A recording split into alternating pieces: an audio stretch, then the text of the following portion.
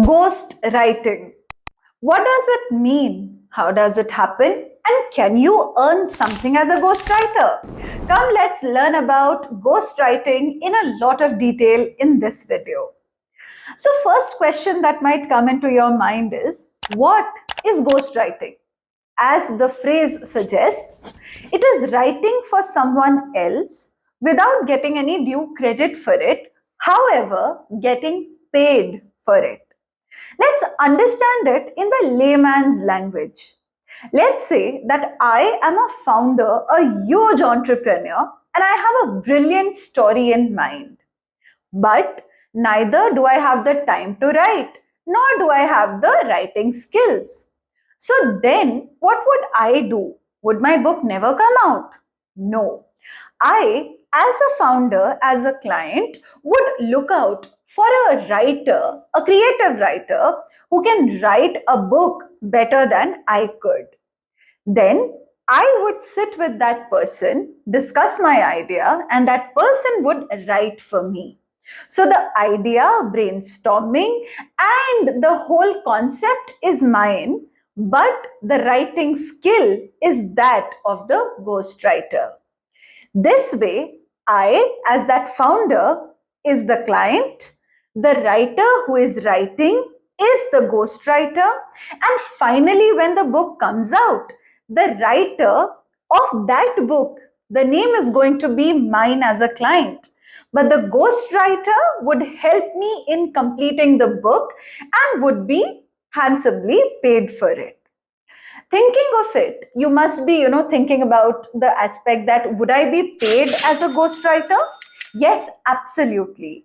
In India, currently, an average ghostwriter is earning 1 lakh to 1.5 lakhs per book based upon the word count and the kind of writing. Now comes in the question that if that is the costing I'm earning, what are my roles and responsibilities as a ghostwriter? So, as a ghostwriter, your first responsibility is to understand the client and the client's concept. The second thing is to understand and grasp the client's tone. How is it that I speak? I would want it to translate into my book. How is it that I think I would like to get it translated into my book? That is what you need to understand.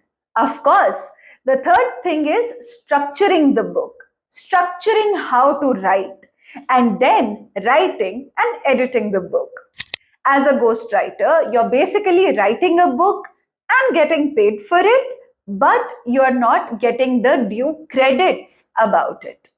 The biggest difference here is that in a book that you are writing for yourself, you have your own idea, your own thoughts. Here, the idea is kind of borrowed from the client. The client gives you the whole scope, and you are just translating that idea into words. That is what the scope of ghostwriting is.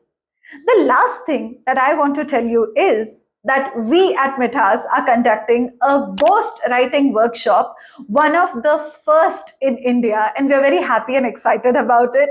So, if you would like to learn more about ghostwriting, join us in the 5-day ghostwriting workshop that we are doing from 30th September to the 4th of October, 7 to 8 p.m. live sessions. In case you wish to get the recordings, get in touch with us whenever you're watching this video.